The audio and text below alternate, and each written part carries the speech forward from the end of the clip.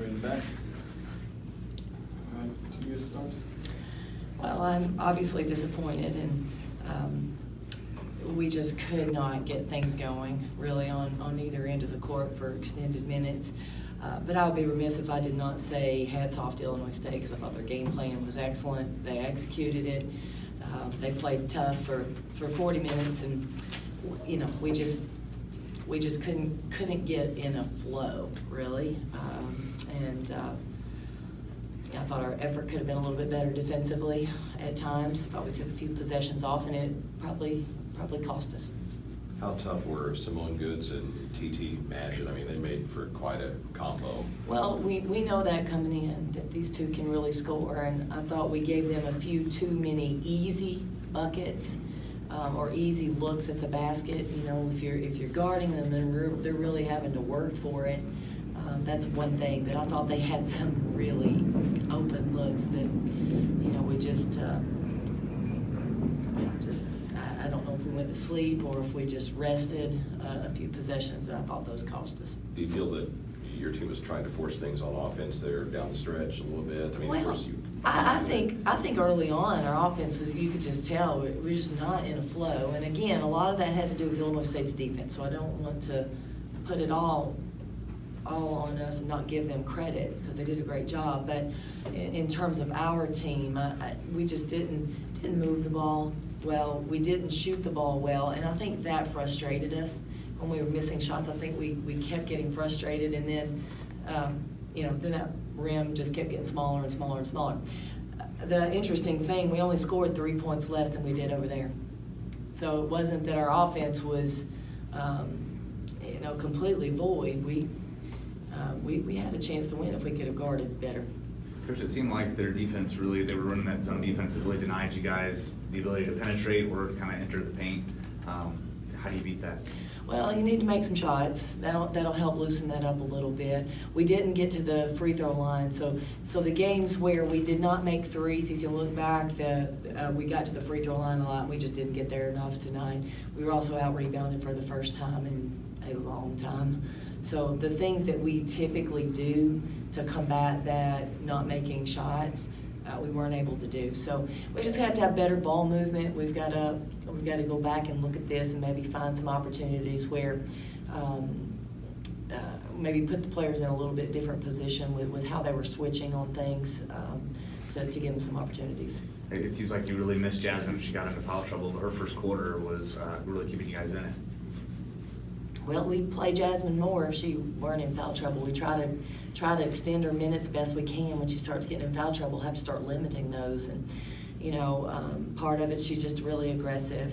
But it's important that we have her going down the stretch. It's really important to us, because obviously, she goes 6 for 8 with 7 boards. You want her in there. But I don't think I can petition the NCAA to give us another foul or two. Typically in those situations with Jasmine, you have a chance to put Abby Hipp in there. Obviously tonight she went out for, it looked like an injury to her shoulder. How do you combat, having both of them not able to play? Well, you have Jasmine in foul trouble, Abby's injured, and Emily Gartner wasn't available tonight. So that's 3 pretty good, solid, big post players that you really need in there when you're playing one of the best, if not the best post player, low block player in the league. She's big and strong and hard to guard, and we just didn't have the bodies to match up with her for the majority of the game. And when we didn't always play her well. So we hopefully we can get Jasmine to play longer stretches, and we're hopeful that we can get Emily and Abby back. I think they're going to be on a day-to-day basis at this point. Coach, Bradley lost to Southern Illinois tonight, so they're going to be a little grouchy coming in here on Sunday. 2 teams that are looking to bounce back from it. Well, sorry. No, go ahead. You had a question. Well, I can't imagine anybody should be more motivated than we are. That will be my thought process. So if that's the case, I won't be a happy camper. Obviously, you guys had a really long stretch of wins coming into this game, but then tough loss. But how do you kind of motivate your team again to get focused for Sunday? It may have been one of these situations where we needed this. Maybe we needed this, and to kick us in the tail. We've got to make sure that we are continuing to be sharp. I thought our practices were okay this week, but it didn't carry over. So for now, we really just talked about this game and what we needed to do in this game and how disappointing our play was in this game. And then, I think we've got to be prepared to see some similar type play. So we've got to be able to correct some things. You mentioned this loss possibly being good for your team going forward, but when you look at it, 13 wins in a row, going from 1-7 to 14-7, not a lot of teams get to experience that in a season. So, when you're able to look back on it, I mean, how special was this run that you guys were just on? Well, it was a lot of fun. It was a lot of fun, and I think we were enjoying that, enjoying playing with each other, and kind of hit some really good games there. We were just really pretty basketball, and we were really clicking. And then we've hit a rough spell where it's probably the third game in a row really that it's been harder for us. And now, the last two games prior to this, we were able to win when it was harder. We were able to kind of grind it out, even though it wasn't easy and it wasn't pretty basketball. We just weren't able to do that today. And so we've got to get back to what we were doing when it was pretty basketball offensively, and we've got to be able to just bear down, grind it out defensively when you have to. Can you talk more about the injury to Abby? Exactly what happened, She went up for a rebound and hurt her shoulder. That's all I know. I don't think there was much contact with it. And I know our athletic trainer is on it. We've got a physician that's already looked at her. So I'm hopeful that if we can get some range of motion back in it, that maybe we can get her back. I don't know what that timeline's going to be. I really don't. I think it's just going to be how her body responds. I don't think it's anything major at this point, but I think it's just going to be how her body responds to the rehab and the treatment that we're going to do a lot of. Anything else? Thank you. Thank you. Danielle, what did you all think was the difference tonight? Obviously they're a good team in the Valley. Anyone can win any game. It's competitive conference. Tonight, I think our defense just wasn't fully there.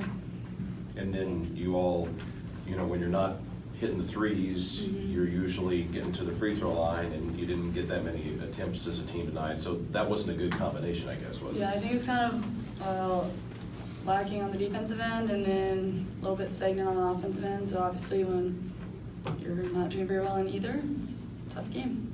It seemed like their defense really condensed to try and deny you guys the paint. Do you have to try to make adjustments to get inside, or do you try to shoot them out of that? I think a little bit of both. I think our game, though, is attack. We like to attack, and then if we can get in, kick it out, get it in the post, just keep the ball moving. I think the thing for us that we lacked was just the movement tonight. What's your message to the team? Obviously, it's been a while since you've had a sour taste in your mouth after a game. Now you're looking ahead, you've got a month of basketball where every game the stakes are raised. So, you as the senior, you've been here a lot. What is your message to the team?